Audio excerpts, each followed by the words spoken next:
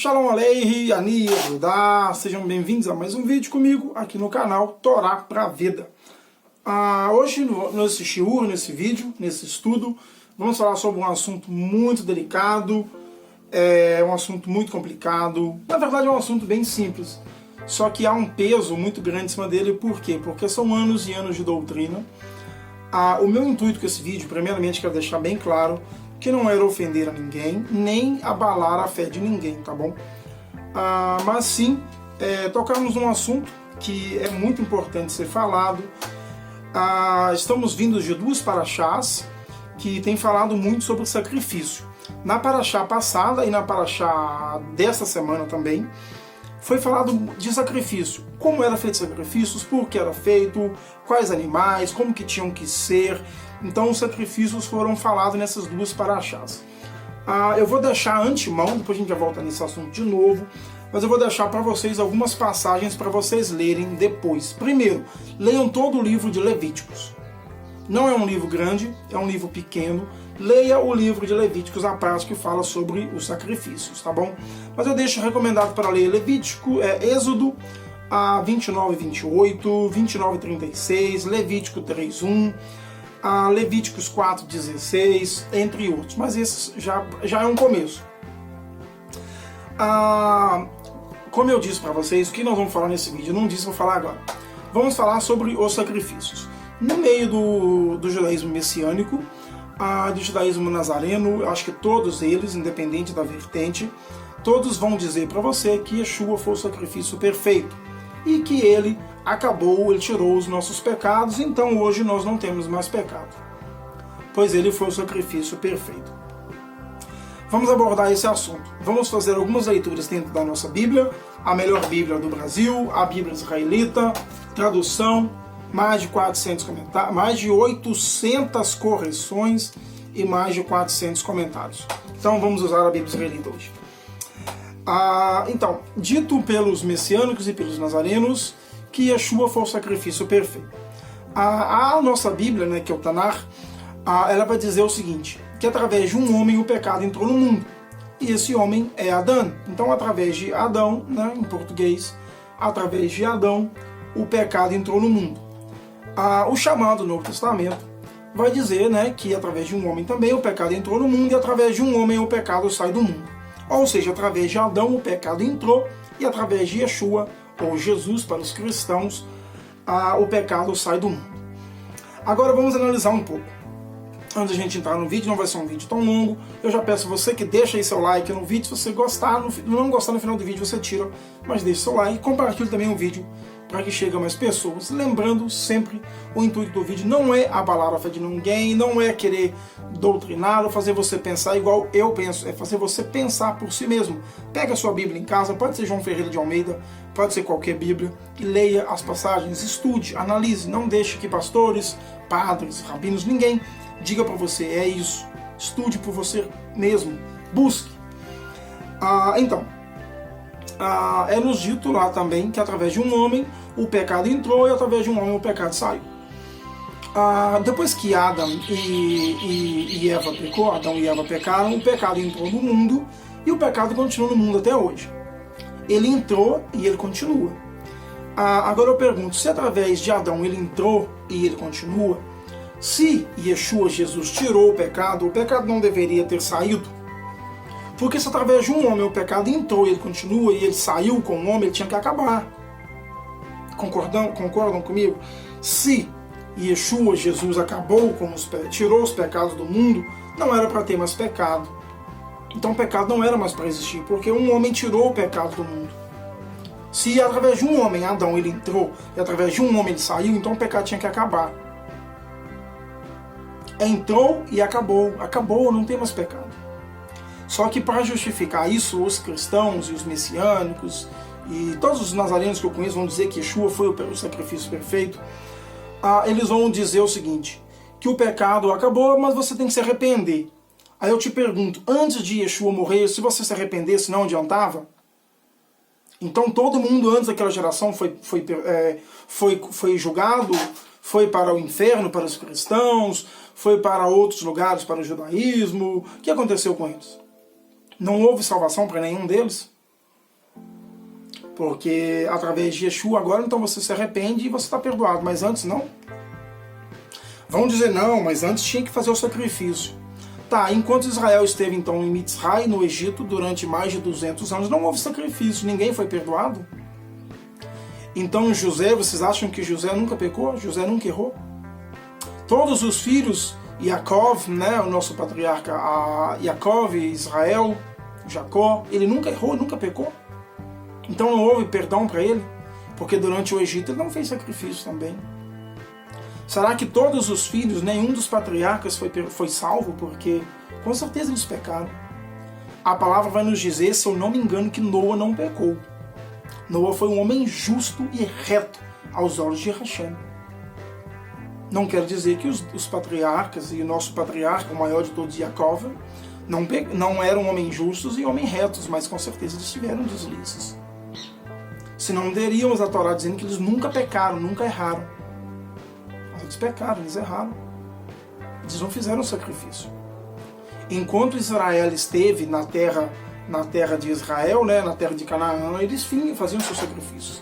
Mas depois que foram para Mitzray, não houve mais sacrifícios. Não podia fazer. Então eu pergunto para vocês, será que não? Será que durante o tempo que Israel esteve no cativeiro babilônico, esteve lá na terra da Babilônia, na terra de Nimrod, né? Não houve ninguém foi salvo naquela geração? Todos que morreram lá foram condenados? Não salvou ninguém? Porque não houve sacrifícios.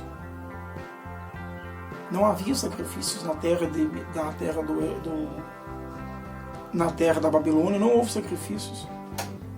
O Eterno não precisa de um animal ser sacrificado para perdoar ninguém. Ele precisa que você se arrependa. Ele vai dizer através do profeta Amós, através de vários profetas, arrependam e voltais a mim. Não eu, a Hakadosh Baruch Hu. Então o Eterno vai dizer várias vezes, através de vários profetas, através de Emiarro, através de Amós, através de Ezequiel. Arrependais e voltais a mim. Se eu não me engano, através também do profeta Miqueias, você vai dizer, voltais a mim, a Hakadosh Baruch Hu. Então não é o sacrifício que faz perdoar. Não é o sacrifício que faz o perdão, é o arrependimento. Nessa paraxá retrasada, nós aprendemos que quando a pessoa pecava, ela tinha que levar lá o carneiro ou um bode, né? Ela punha a mão sobre a cabeça do animal e cortava o seu pescoço. Ela tinha que sentir a dor daquele animal morrer. Ela mesma matava o seu animal. Então ela tinha que sentir na pele o que acontecia quando alguém morria, quando alguém sofria. O animal, ela tinha que sentir na pele ela mesma. Para ela se arrepender no coração. Circuncidai-vos os vossos prepúcios e os vossos corações. Se não se arrepende, não tem perdão. Houve uma época que o profeta Yeshayahu, ele diz, eu estou cansado, o Eterno diz através da boca dele, de todos os seus sacrifícios. Por quê? Porque o povo não mais se arrependia, ia lá matava o animal como se fosse nada. Ou seja, o sacrifício tornou-se irrelevante. Não havia mais arrependimento. Havia simplesmente um fato de matar e pronto. Então não é o ato de matar o animal, é o ato de se arrepender. Então nunca o Eterno precisou que ninguém se arrependesse, ninguém matasse um animal para que fosse perdoado. Era preciso que se arrependesse, que entendesse o seu erro. Era isso que era preciso, não o animal morto em si. Mas eu quero que vocês pensem comigo que agora. Eu quero que vocês analisem, a gente já vai entrar nos textos, tá? Eu quero que vocês analisem comigo o seguinte. Vamos dizer no chamado Novo Testamento, tá? Eu vou dizer esse nome chamado porque para mim nem Bíblia é. A minha Bíblia, que está aqui, a israelita, a qual eu considero a melhor língua portuguesa no Brasil. Quem tiver interesse, me chama após o Shabat, né? Todo mundo sabe que após o Shabat me chama. O meu número está na descrição do vídeo. Temos 2 grupos no WhatsApp para quem quiser participar. O grupo Retorno Adirevavire, Estudos da Torá. Os 2 estão na descrição, só entrar lá, me chama após o vídeo. Mas essa Bíblia aqui, ela contém o chamado Novo e o Antigo Testamento, né? Assim chamado Antigo também, que para nós é o Tanar, a Bíblia. Então aqui dentro tem os 2. Em breve será lançado somente o Tanar israelita. E ele vai ser só o Tanar. E é tudo que eu estou querendo, é só o Tanar. Mas vamos lá. E não quer dizer que eu não irei ler o chamado Novo Testamento, só que eu quero ele separado, como tem que ser. E não pode fazer parte da Bíblia. A Bíblia é o Tanar, não o chamado Novo Testamento. Mas então, vai começar a chover, se começar a fazer muito barulho, eu vou ter que parar o vídeo, que aqui faz muito barulho quando chove. Então, eram os sacrifícios, não era o importante era o arrependimento. Mas a gente vai ver aqui dentro da nossa Torá, que em Levíticos, a partir de Levítico, até me ensinava a dizer como eram feitos os sacrifícios. Se vocês lerem nas passagens que eu deixei lá no começo, o Êxodo 29, 28, 29, 36, Levítico 3, 1, todo o livro de Levítico, Levítico 7, 16, vai dizer como era para ser feito o sacrifício, como ele tinha que ser. O animal não podia haver sofrimento, não podia ter defeito, tinha que ser perfeito. Não podia, o seu animal vai sacrificar o animal, se ele fazer um corte no arame, não serve mais, ele não é mais perfeito. O animal não podia sofrer, não podia haver sofrimento.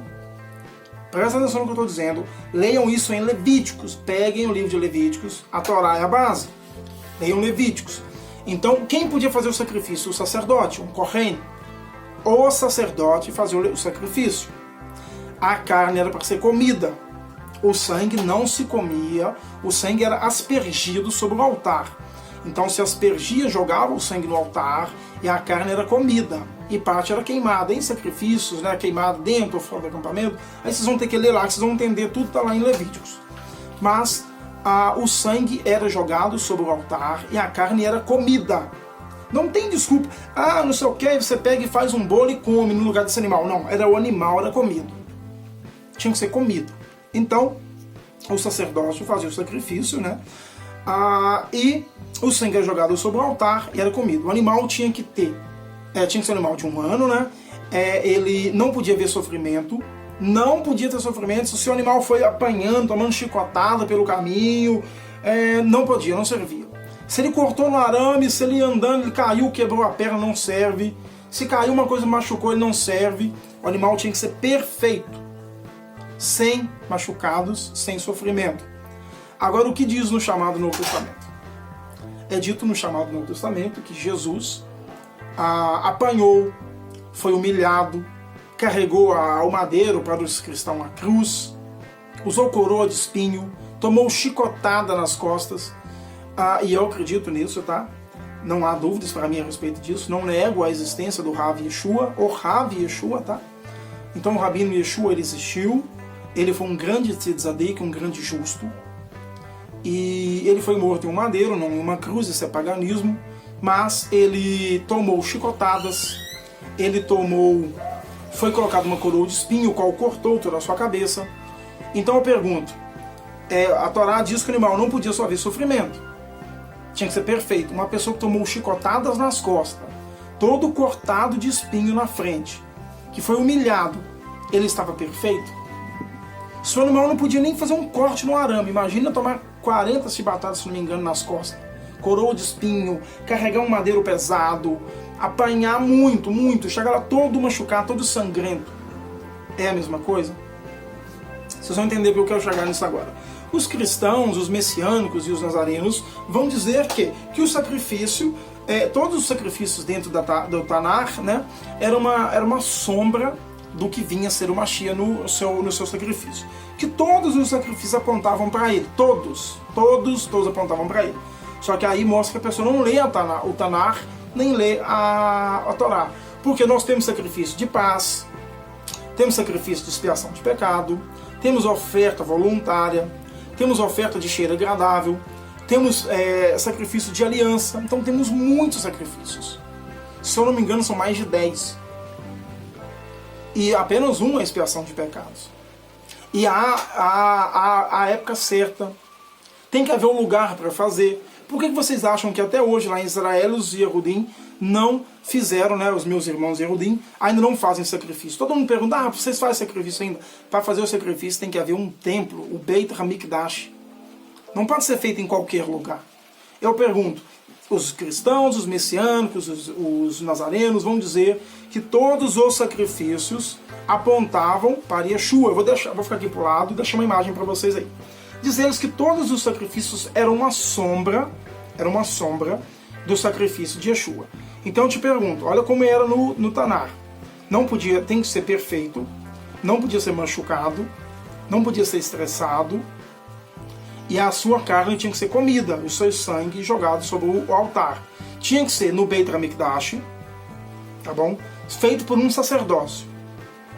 E aí vai ter mais outras exigências. Agora eu pergunto para vocês, aonde foi feito o sacrifício de Yeshua? Qual era o sacerdote que estava lá? Quem comeu a sua carne? Agora vão dizer, não, mas é o pão e o vinho primeiro. O vinho que dizem que representa o sangue não era para beber. Nunca houve menção de beber sangue. E não adianta pegar um artifício. Não, porque esse pão é minha carne. Não tem isso. Sempre era o próprio animal. Vou deixar para vocês raciocinar comigo a respeito do seguinte. Qual sombra é essa? Que você está vendo aqui, está projetando lá atrás para você, eu vou dando um exemplo aqui, que já que era uma sombra, né, do sacrifício do Mashiach, lá atrás você está vendo um coelho. Aí quando olha aparece um elefante. Como assim? Estava aparecendo um coelho e aparece um elefante? O que eu quero dizer com coelho e elefante? Tipo assim, se todos os sacrifícios apontavam para Mashiach, tinha que ser igual, parecido. Não, você tem um sacrifício de animais, sem dor, sem sofrimento, comendo sua carne, aspergindo sangue sobre o altar, e depois você tem um homem apanhando, sendo humilhado, torturado, ninguém comeu sua carne, acredito eu, ninguém bebeu o seu sangue, e aparece uma pessoa dizendo que um pão e um vinho é o corpo e o sangue que se come. Sabe que faz sentido para vocês isso? Essa é a sombra que se revelou lá na frente? Essa é a sombra que se revelou lá na frente? Será mesmo? Não há nenhuma profecia, não há nenhuma menção dentro do Tanar, dentro da Torá, que algum dia os sacrifícios iriam acabar, porque um homem, um deus, um semideus, um anjo, qualquer coisa do tipo viesse e fosse seu último sacrifício. Não há menção disso. Pelo contrário, no reino vindouro, no Olam Rabá, haverá sacrifício, eu vou provar para vocês, dentro do Tanar, inclusive o sacrifício de perdão de pecados. Então eu te pergunto, se o Mashiach for o sacrifício perfeito, qual é a ideia de perfeição? Porque perfeição é algo que é perfeito. Se os animais que eram mortos no Tanar, um bezerro, um bode, um cabrito, é um sacrifício que não era perfeito. Então a pessoa pecava de novo, tinha que matar outro. Se o Mashiach for sacrifício perfeito, eu pergunto, por que ainda existe pecado? Se eu digo para você, olha, essa caneta aqui é uma caneta perfeita, ela nunca acaba a sua tinta, ela é perfeita. O que faz ela perfeita? Porque ela encaixa perfeitamente na mão e a tinta sua nunca acaba. Eu posso escrever a vida inteira que ela nunca vai acabar. Nunca vai acabar. Então ela é perfeita. Agora se eu digo, essa caneta ela é perfeita, mas ela continua, a tinta dela acaba. Será que ela é perfeita? Bom, então, como eu estou dizendo para vocês, se eu falo que ela é perfeita e ela acaba a tinta, ela não é perfeita. Por que ela é perfeita? Para ela ser perfeita, ela não pode acabar a tinta. Por que eu estou dando exemplo da tinta acabar? Porque se um sacrifício que tira o pecado é perfeito, o pecado não pode voltar. O pecado tem que acabar. Se essa caneta ela é perfeita, por quê? O que faz dela uma caneta? Escrever. Uma caneta que não escreve não é caneta, ela pode ser qualquer coisa, menos caneta. Para ser caneta ela tem que escrever. Então um sacrifício que tira pecado, tem que tirar pecado. Se o pecado volta, então não é perfeito. É muito simples, é só a gente pegar e tirar tudo que nos foi ensinado e analisar. Se o pecado volta, não é perfeito. Então não é perfeito, o pecado voltou. O pecado continua. Mas você tem que se arrepender. Foi o que eu disse antes, você sempre pôde se arrepender. Não existe isso, eu não podia me arrepender. Você sempre pôde se arrepender. Então não é perfeito. Não se encaixa. Não há nenhuma profecia dentro do Tanar, dentro da Torá, dentro de lugar algum, dizendo que algum homem, um anjo, Deus, como eu falei agora há pouco, iria vir, iria morrer e você seria perdoado. Não há essa menção. A Torá fala sobre o sacrifício de animais. O Eterno adverge ao povo, vocês vão ver em Êxodo, na Shemot, e vão ver em Vaikra, Levíticos, o Eterno dizendo para não se misturar com o povo, porque eles tinham o costume de matar os seus filhos, oferecer pessoas, humanos, aos balaíns, aos deuses. E agora chega uma pessoa e muda toda a história do Tanar inteiro, todos os sacrifícios foram com animais, de uma forma que eu acabei de falar, não precisa ficar repetindo isso. Aí vem e muda totalmente, agora é um homem que sofreu, apanhou, tudo contra ela lá atrás, nada a ver com aquilo. Uma sombra de um coelho representou um elefante, algo totalmente nada a ver com isso. Que é perfeito, mas ao mesmo tempo não é nada de perfeito, porque os pecados continuam. Então qual é a lógica nisso? Muitos vão usar, os messiânicos, os nazarenos, vão usar para dizer para vocês que o Eterno sim aceita sacrifícios humanos, e eles vão usar o livro de Juízes para isso. E a gente vai ver agora isso, dentro da nossa própria Bíblia. Lembrando a vocês que os povos, eles sempre sacrificavam os seus filhos aos Balaíns, aos deuses. E o Eterno abominava isso. O Eterno não aceita sacrifícios humanos. Sacrifícios humanos não é aceito por Hakadosh Baruch Hu. Eu recomendo vocês que peguem a Bíblia de vocês no livro de Juízes, tá bom? Softim, Juízes, capítulo 11, né? Capítulo 11, a partir do versículo 30, Vocês podem ler aí, tá bom? Softim, Juízes 30. Muitos vão dizer que Liftá, né, que tá como... Agora eu esqueci como é que é o nome dele na tradução. A gente acaba estudando a Bíblia com os nomes originais e a gente esquece os outros nomes. Eles vão dizer que ele ofereceu sua filha em oferenda para o Eterno, e o Eterno aceitou a oferenda dele, a filha. Ou seja, então um cara queimou a sua filha ou matou ela, sei lá, como os cristãos, messiânicos, nazarenos vão dizer que esse sacrifício foi feito. E através desse sacrifício, o Eterno aceitou a morte dessa moça. Só que isso não é verdade. E a própria Bíblia, não precisa nem de eu buscar artefatos. Na própria palavra tem a resposta pra gente. Eu vou mostrar para vocês. Vocês podem ler o anterior. Aqui vai dizer de guerra, o povo que estava guerreando e guerreando. Então, Liftá, ele disse assim: olha, se você, o Eterno, né, se me entregar eles na minha mão, os inimigos na minha mão, a primeira pessoa passar pela minha tenda, eu irei oferecê-la em oferenda, né, em sacrifício de elevação. Então o Eterno deu ele a vitória e a gente vai ver o que vai acontecer. Olha só. E Liftá fez um voto a Adonai, dizendo: tu me entregastes nas mãos os anomitas. Qualquer que saindo da porta da minha casa me vier ao encontro, quando eu vencedor voltar aos anomitas, esse será de Adonai. Veja bem, será de Adonai, e eu oferecerei a oferta de elevação. Assim Liftá foi ao encontro dos anomitas a combater contra eles. E Adonai lhes entregou-os na mão. E Liftá os feriu com grande mortalidade, desde Aor até chegar a Minit, 20 cidades, e até Evel Queramim. Assim foram subjugados os anomitas pelos Bnei Israel. Quando Liftá chegou a Mitzpah, sua casa, sua filha lhe saiu ao encontro com os adulfes e danças, e era ela a única filha, presta atenção, a única filha. Além dela não tinha outros filhos nem filha.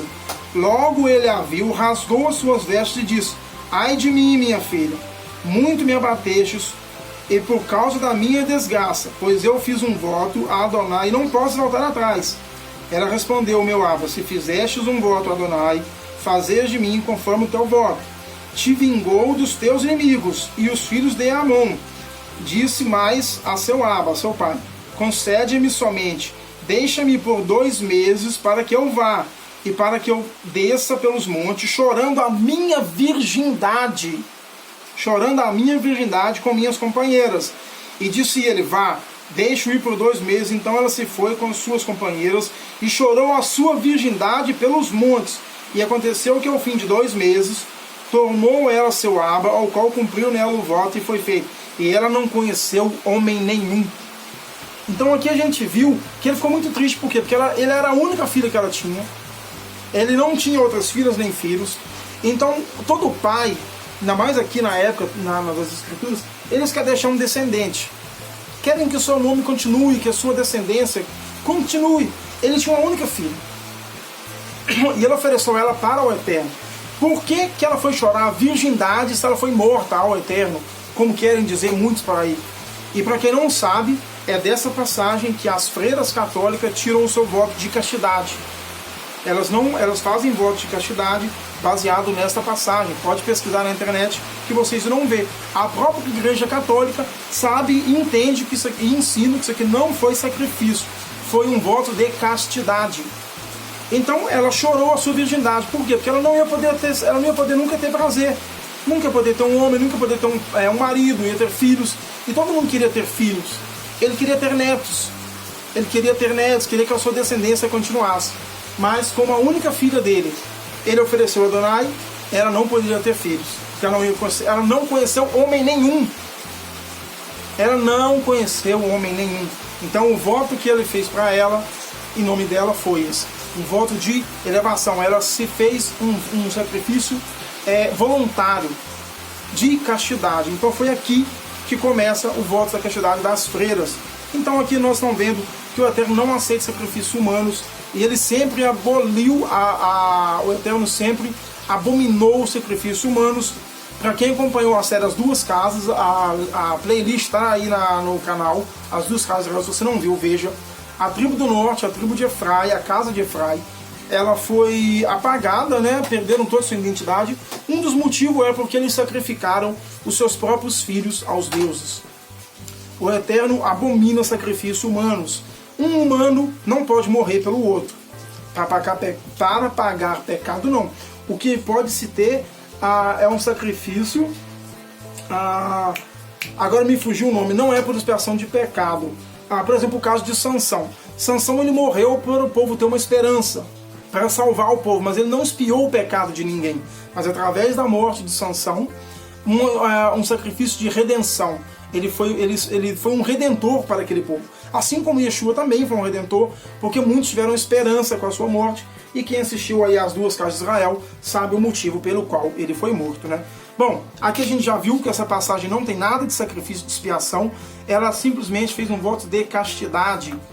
Ela não ia mais conhecer homem algum. Pega o livro de vocês no livro de Ezequiel, tá? Ezequiel, e vocês vão ver que dentro do Olam Rabá, no mundo vindouro, haverá sacrifícios de expiação de pecados. Ezequiel 44, se não me engano, não, Ezequiel 45. Ezequiel 45, tá bom? Pega aí a Bíblia de vocês, Ezequiel 45. É só para mostrar para vocês que os sacrifícios não serão abolidos, eles irão voltar. Se o Mashiach for o sacrifício perfeito, como é perfeito, que não tirou o pecado continua aí. Tem que fazer gambiarra. Qual é a gambiarra? Tem que se arrepender. Mas antes também tinha que se arrepender, então não mudou nada. O que mudou? Se antes tinha que se arrepender, agora continua tendo que se arrepender, nada mudou. Que os sacrifícios irão voltar. Isso está em Ezequiel 45. Vocês podem ler, eu recomendo que leiam todo o livro de Ezequiel, a partir do 44. Vocês vão entender lá a vinda de Mashiach, a reconstrução do terceiro Beit HaMikdash, o qual nunca mais será destruído. Então tá tudo em Ezequiel 44 para frente, vocês vão ver tudo isso. Mas vamos lá, Ezequiel 45, versículo 17. Tocará o príncipe, olha só, tocará o príncipe, o Mashiach vindouro que virá. Então, se você, acredite você, quem será o Mashiach, eu não vou aqui entrar nesses méritos, quem for ele, quando ele vier, em Ezequiel 45, 17. E tocará o príncipe será o Mashiach, dá os holocaustos, as ofertas de cereais e as libações nas festas das luas novas, do Shabat, em todas as festas fixas na casa de Israel. E ele proverá a oferenda pelos erros, ou seja, pelos pecados, oferenda de cereais, sacrifícios e ofertas pacíficas para fazer expiação pela casa dos Binei Israel. Então vou ler mais uma vez, o vídeo já vai acabar, o vídeo é um vídeo um pouco maior, né? Tocará o príncipe a dar os holocaustos e ofertas de cereais e as libações nas festas fixas na casa de Israel. E ele proverá a oferenda pelos erros, oferenda de cereais, sacrifícios e ofertas pacíficas, e fará expiação pelos Binei Israel. Ou seja, haverá sacrifício de perdão, sim, para os filhos de Israel na era vindoura. Agora vamos encerrar uma passagem que eu já mostrei para vocês aqui muitas vezes, dentro do livro de Daniel, e eu já vou encerrar o vídeo.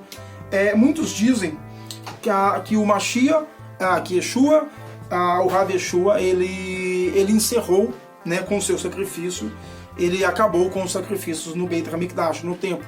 Bom, se for isso, então nós vamos ter que dizer que Yeshua é o Império Romano.